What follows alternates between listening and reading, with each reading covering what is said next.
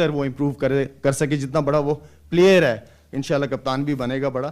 فی الحال one day کی جو اسکواڈ ہے وہ ہمارا بابر اعظم کپتان, فخر زمان, حارث رؤوف, حارث سہیل, امام الحق, کامران غلام. آرام سے اس پریس کانفرنس کی ریکارڈنگ بھی ہو رہی ہے.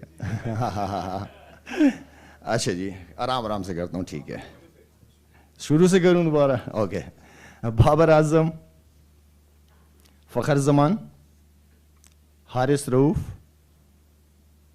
حارث سہیل, امام الحق, کامران غلام, محمد حسنین, محمد نواز, محمد رضوان, محمد وسیم جونیئر, نسیم شاہ, سلمان علی آغا, شاہ نواز دانی, شان مسعود, طیب طاہر, اسامہ میر.